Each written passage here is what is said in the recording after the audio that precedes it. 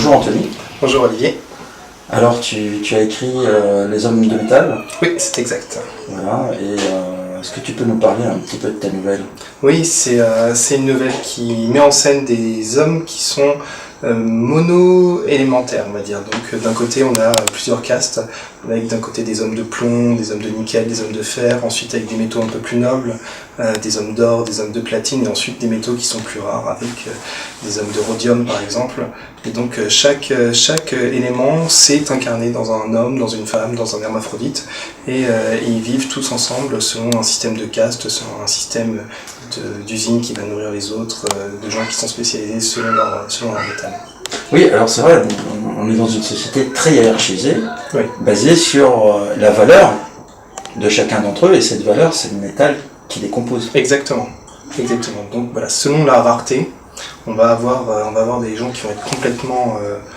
des gens qui existent en une seule version. Donc on a un homme bien précis qui incarne cet élément et qui est là parce qu'il n'y avait pas assez de métal pour faire Est-ce qu'il y a tout le tableau de Mendeleev dans ta nouvelle? Non, j'ai essayé quand même de respecter certaines choses, donc à la fois sur des métaux qui existent mais qui sont en quantité trop faible pour qu'on puisse imaginer sur une planète tellurique avoir quelque chose, un être qui s'incarne pour de bon.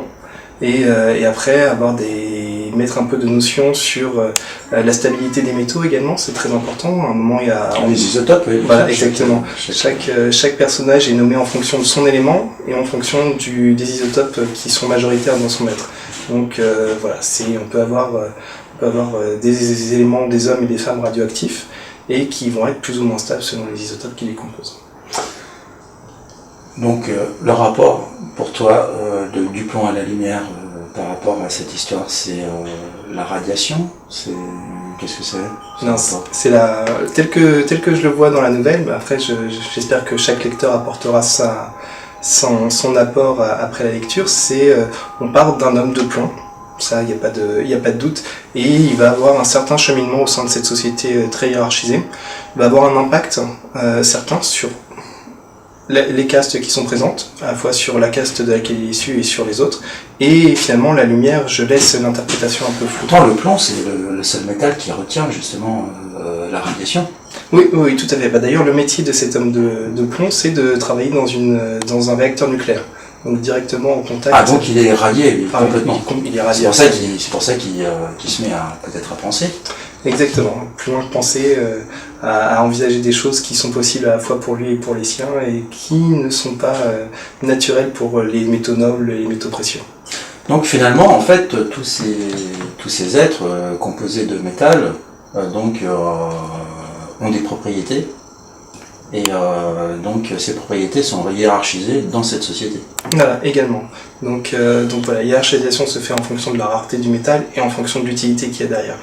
Personne n'imaginera envoyer un homme de rhodium dans une usine nucléaire, justement ça va être le travail des utilitaires, des hommes de plomb. J'imagine que les hommes d'uranium, je sais pas où ils vont, dans le réacteur.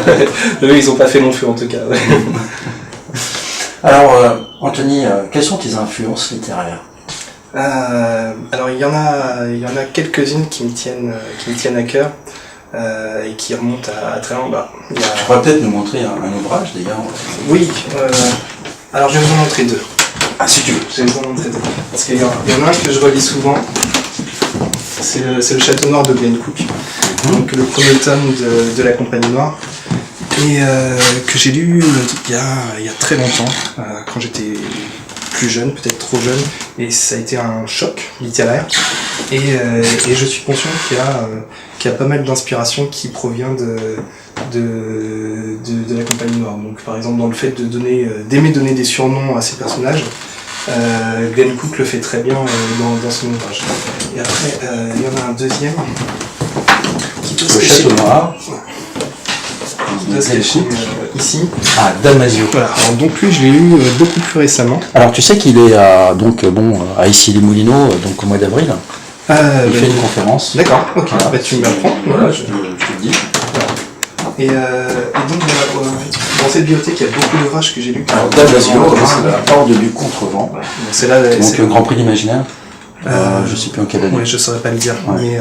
Mais ça faisait longtemps que quand j'étais tombé sur un livre, j'ai passé une nuit à le lire. Et donc voilà, c'était le deuxième que j'aurais voulu mettre en avant aujourd'hui. D'accord. Et tu es plus SF ou plus fantasy Non, je me sens à l'aise dans les deux genres. Et même faire de la science fantasy, mélanger les deux genres, c'est quelque chose avec lequel je me sens à l'aise.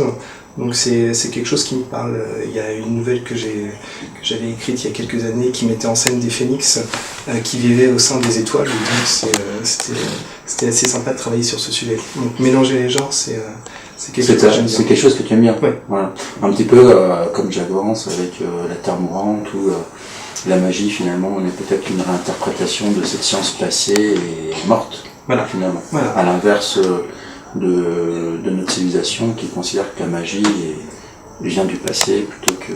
Ouais, enfin, bon, on puis, peut en parler. Ouais. Après, il y a une citation tellement célèbre que je n'arrive pas à retrouver de qui elle est, qui évoquait le fait que finalement, à un certain niveau, la magie et la technologie, on ne pouvait pas le différencier. Donc c'était. Je crois que c'est le propos dans la Terre mourante de Jack Vance. À un moment donné, c'est. Alors, mais peut-être que plusieurs ont eu la même idée et bon, c'est pas faux. Ouais, on retombe sur nos pieds au final. Ouais. Okay. Comment tu écris? Je veux dire, tu rentres en transe, tu fais des rites chamaniques, tu bois un verre d'eau. Comment ça se passe? Non, c'est assez anarchique en fait. Dans la famille, on vit à 100 à l'heure. Puis même mon activité alimentaire fait que ça vit très vite et du coup j'essaye d'exploiter le moindre interstice où je suis coupé d'internet pendant 5-10 minutes et je me focalise à fond, que ce soit dans les transports en commun, que ce soit sur le bord d'une table, sur un cahier, sur un ordinateur et à chaque fois tu utilises ton temps libre pour écrire. Oui.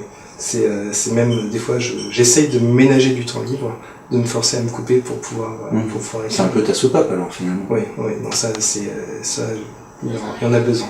Donc que ce soit parce que les histoires s'accumulent ou parce que il y a des idées qui jaillissent, des appels à texte sympas auxquels répondre, c'est un bon exutoire. D'accord. Quand tu as répondu à l'appel à texte du plan à lumière, je veux dire, qu'est-ce qui t'est venu le premier à l'esprit? La première chose, la première pensée qui t'est venue à l'esprit? La première pensée, ça a été il faut que je réponde. Parce que le thème est sympa, c'est quelque chose qui parle. Que ce soit plomb, lumière, il y a des associations qui viennent tout de suite. Et puis, voilà, j'avais des idées en tête qui sont pas forcément concrétisées, qui sont pas forcément devenues la nouvelle des âmes de métal, mais ça m'a parlé dès que j'ai lu l'intitulé. Que penses-tu du principe de la collection interactive?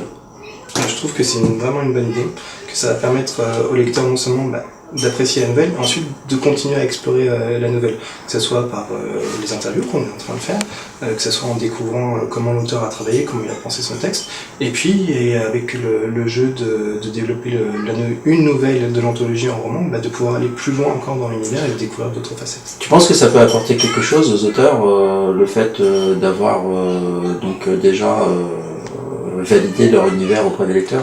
Oui, je pense. Déjà, il y a un petit côté qui fait que c'est rassurant d'avoir passé un premier cap dans une section, d'avoir confronté son texte à un panel de lecteurs et un éditeur qui a parié sur le texte pour entrer dans une anthologie, et ensuite d'avoir, avec le jeu des retours, de se dire tel personnage ça a bien fonctionné, les gens ont envie de le revoir, l'univers ça parle aux gens, et j'ai encore des choses à dire dans cet univers, donc je me lance et développons ça. Tu as déjà publié plusieurs nouvelles dans plusieurs maisons d'édition. Oui. C'est vraiment mi-saison qui est la plus sympa des maisons d'édition. Est-ce que tu peux nous parler de tes univers en général? Quels univers tu développes? Quels sont ceux que tu as développés? Oui, il y a toute une petite bibliothèque d'univers dans lequel je balade mes personnages assez souvent. Il y en a qui sont vraiment orientés fantasy, comme par exemple un monde où de temps en temps, un humain va se transformer en une créature légendaire, une chimère, un griffon, etc. et va devenir très localement le seigneur de cette région. Donc ça c'est ce que j'appelle le monde des chimères très, très simplement. Donc celui-là, on va dire qu'il est assez simple dans le pitch, mais qu'il se passe pas mal de choses dedans et j'y reviens pas mal. Après, il y a des choses un peu plus développées sur de la hard science, par exemple. Imaginons que la planète Terre soit entièrement recouverte de déchets, qu'il n'y ait plus du tout d'oxygène dans l'atmosphère. Pourtant, les humains ont réussi à s'adapter biologiquement et on creuse un peu ce qui se passe dans les décharges, dans une décharge planétaire, comment on vit, quelles sont les créatures qui peuvent apparaître. Et ça, il y a pas mal de choses qui se passent, à la fois sur le plan littéraire, où là, je suis en train de collaborer avec un autre auteur qui s'appelle Laurent Pandarias pour développer une fiction interactive dans cet univers-là. Donc ça donne naissance à pas mal de choses. Et puis après, il y a des choses en SF aussi qui se passent avec des planètes qui se rapprochent du planète opéra et du space opéra, par exemple. Donc plus du space opéra, c'est ça? En SF, oui. En SF, ça c'est permet du space de, opéra. ouais, ça permet de l'opéra de l'espace, quoi. Alors, quel sera ton projet littéraire si tu emportes le prix de saison 2017? Le projet littéraire, ça va être de creuser le background qui est effleuré dans la nouvelle. Donc comment on est passé des hommes qui sont appelés dans la nouvelle les hommes de carbone et d'oxygène à des hommes de métal. Pourquoi une telle diversité? Comment on a pu aller sur des castes qui ont évolué dans ce sens-là? Pourquoi ce monde s'est stratifié un moment, s'est sclérosé? Et qu'est-ce qui a fait que la vie organique telle que nous on la connaît, telle que nous sommes, a évolué vers une vie qui est devenue métallique? Je pense que c'est, on va dire, passer sur presque des éléments de préquels, et ensuite venir mélanger tout ça avec des éléments... C'est une sorte de fossilisation, mais métallique. Oui. Cristallisation métallique, fossilisation, c'est-à-dire qu'on rentre dans une autre ère. Donc c'est la notion du temps qui change, c'est l'allongement du temps. C'est un autre rapport à la vie aussi. Oui. Quand on est un homme de métal, on ne va pas vivre de la même façon une année qu'un homme organique, on va dire. Alors c'est quand même sexué, c'est ça que il m'a semblé quand même étrange. Ouais. C'est-à-dire que ce sont quand même des créatures sexuées. Oui, elles se pensent sexuées. Donc il n'y a pas de reproduction sexuée en tant que telle, mais certaines sont plus à l'aise en s'identifiant à un homme, certaines sont plus à l'aise en s'identifiant à une femme, et certaines se disent hermaphrodites. Donc on a un homme aphrodite qui fait partie de la caste dirigeante, qui lui n'a pas choisi de se sexuer. Oui, parce qu'il y en a un qui est tout seul, c'est ça? Oui. Donc finalement, il est obligé de jouer à l'escargot. Voilà, on va dire que par le jeu des archétypes hérités des hommes de carbone et d'oxygène, ils se sont dit, moi je suis un homme, moi je suis une femme, et voilà la position que je tenais au sein de la société. D'accord. Et c'est, je veux dire, ça serait, je veux dire, une espèce de mimétisme qui daterait d'avant cette ère. Oui. Voilà, il y a tout un espèce de mémoire du corps par rapport à cette sexualisation des êtres. Oui. Voilà. Ils sont tous au courant qu'avant les hommes de métal, il y avait des hommes organiques, et ils portent en eux une part de cet héritage, que ce soit une part biologique sur laquelle le mystère pèse encore quand on lit la nouvelle, ou que ce soit sur la part vraiment héritage culturel, l'héritage spirituel, et donc oui, ils sont conscients que ça existait. Et peut-être que ça existe encore sur un autre continent. D'accord. Bah écoute Anthony, merci, on a hâte de découvrir cette nouvelle à travers Du plomb et la lumière, et puis pourquoi pas le futur roman. Avec plaisir.